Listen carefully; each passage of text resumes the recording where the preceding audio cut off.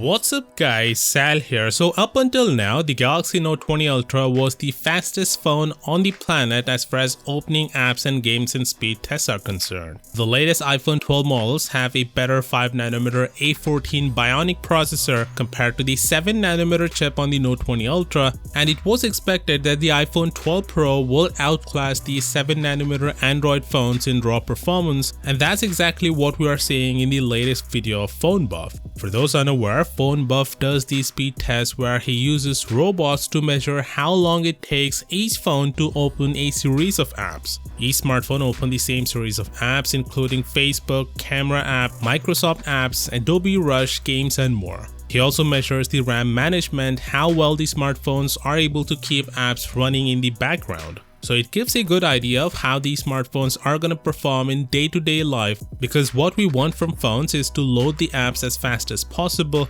and keep them loaded in memory for seamless multitasking. Both of these phones perform similar in every apps and games, except in Adobe Rush, a mobile video editing app where the iPhone 12 Pro pulled well ahead in the portion of exporting the video thanks to its 5nm processor, which shows just how powerful these 5nm chipsets are compared to the 7nm ones. A fair comparison would be 5nm versus 5nm, which means it's not the Note 20 Ultra, but S21 Ultra is a fair competitor to the iPhone 12 Pro. But in any case, iPhone 12 managed to take the lead in the first test by 15 seconds. The second test involves how well the smartphones are able to keep apps running in the background. Both phones performed identically since both of them kept all the apps and games open. iPhones performed poorly in this test for years. In fact, Phonebuff knows that it's been 20 months since an iPhone was the fastest smartphone in his test, primarily because of its minuscule RAM count.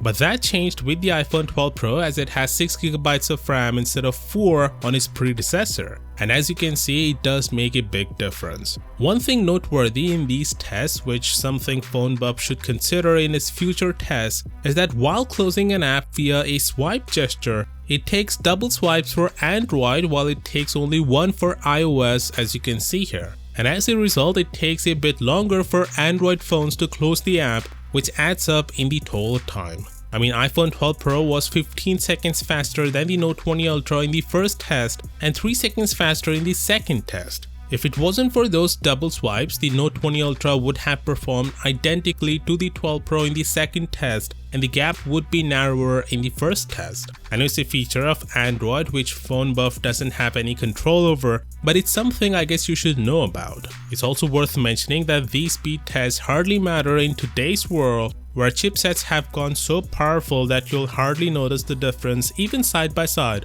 unless you edit your videos on your phone, which I don't think people do because the editing software on a mobile isn't good enough for now.